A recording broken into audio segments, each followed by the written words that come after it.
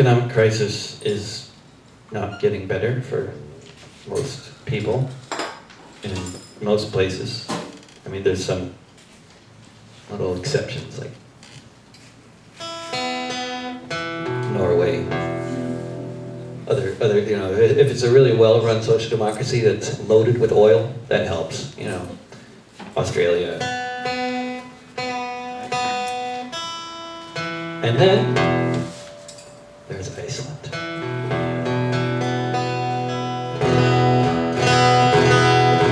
Contrast the countries that have taken the so-called bailout, like Greece, Portugal, and the United States, with countries that didn't.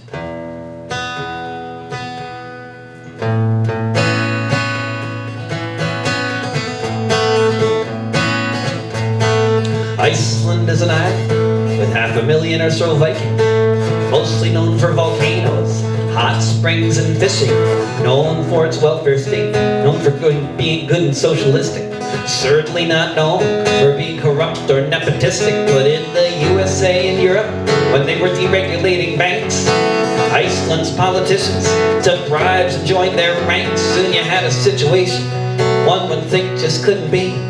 A bank whose debt was worth 10 times the country's GDP. When Wall Street imploded, sure enough it spread. Banks all over the world were floating in the red. All over the world, governments made the plan to cut spending and raise taxes on the working woman and working man. The banks were bailed out while the people had to pay. But in Iceland people thought there must be a better way. And the earth stood still a moment.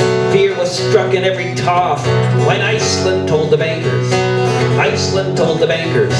Iceland told the bankers to fuck off. Folks were in the street in Reykjavik and just couldn't be ignored. They said this is a debt we Icelanders can't afford. Let's guarantee deposits of all our people, yes indeed.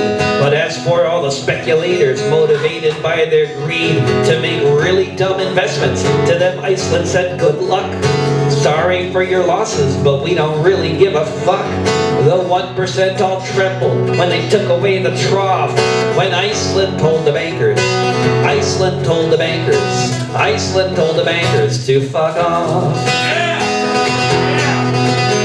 The UK called them terrorists, said we cannot let this stand. Who do these peacenik blogs think they are in Iceland? They threatened isolation and economy in flames. But the Icelanders said sorry, but the banks can settle their own claims. Though that might be harder for them now that they're under house arrest. Or else they fled the country as they were most unwelcome guests. And now Reykjavik's recovery just makes the fat cat sputter and cough, since Iceland told the bankers. Iceland told the bankers. Iceland told the bankers to fuck off.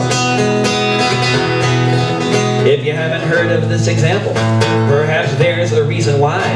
The owners of the world don't want this kind of shit to fly. They say we all must pay up in this shakedown by the mob. If we can't afford to pay the rent because we don't have a job, they say it's not their problem. If we're forever shackled by their debt, we must save the 1% from the fate they should have met. But there is an alternative, though it makes the fat cat scoff. When Iceland told the bankers, Iceland told the bankers, Iceland told the bankers to fuck off. Iceland told the bankers, Iceland told the bankers, Iceland told the bankers